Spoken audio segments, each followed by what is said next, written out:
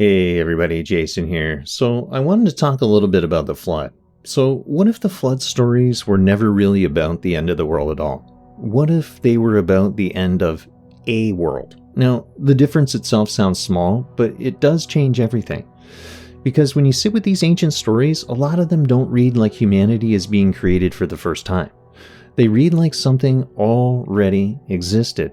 There were cities, families, animals, rulers, crops, violence, memory, and then something breaks. Water comes and the old roster and order disappears. But a remnant itself does survive. And after that, civilization has to begin again. Now, that's not a beginning. To me, it's more of a reset. I mean, if you really think about it, in Mesopotamian flood traditions, the survivor isn't just randomly floating around hoping for the best. There's a warning, right? There's preparation, and then there's preservation. Now, in the biblical story, Noah carries living continuity through the destruction. And then in India, Manu is warned by a fish and preserves life through the waters. Now, it's different cultures, different theology, and different details, but something really does cross over. And it's a part that I can't really get away from. Something crosses over. People, animals, seeds, sacred knowledge, measurements, rituals, memory, even the ability to rebuild. The flood destroys that visible world, but it doesn't erase the entire pattern of civilization. Some fragments survive inside the remnant. And honestly, that makes more sense to me than the way we usually talk about these stories. After a major catastrophe, the most valuable thing isn't gold. It isn't even a throne. It isn't even a temple. It is knowledge. Now, how do we find clean water? When do you plant? How do you store grain, and how do you track the seasons? How do you bury the dead, even care for the sick? And convince a traumatized group that tomorrow is actually still worth preparing for. This is civilization at its most basic level. A shattered people didn't need philosophy first. It needs seeds, water, measurement, memory, and then a story, right?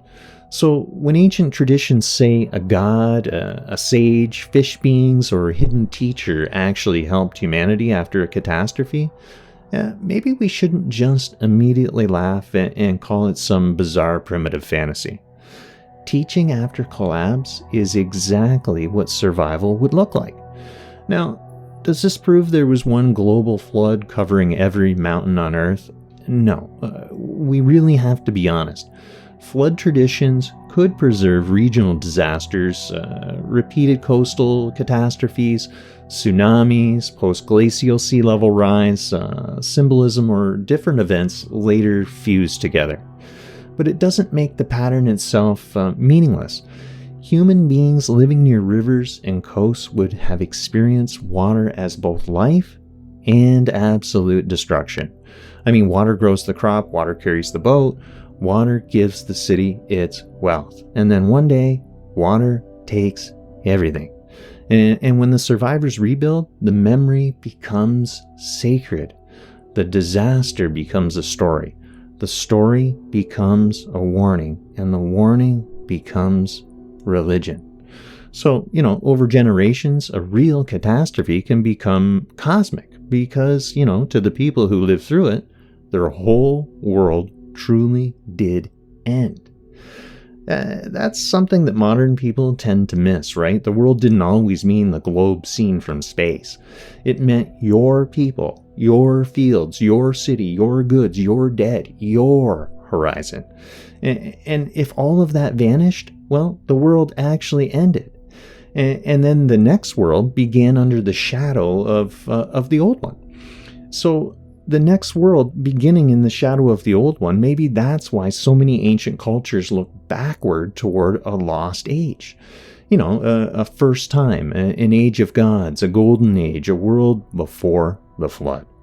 And they may have been remembering that there was something before them that is now gone. And maybe the people who carried the knowledge out of that earlier world became the first sages, the first kings, and the first teachers of the new one.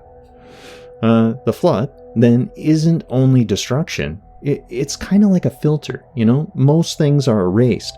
A few things are preserved or accidentally carried forward. And then those fragments shape everything that comes after. Which to me raises an even stranger question. If our civilization suffered a complete reset tomorrow, what would survive us, right? Would the next people remember engineers as gods? Would data centers become, like a forbidden temple? Even astronauts, would they become sky beings? And would submarines become creatures from the deep? I don't know.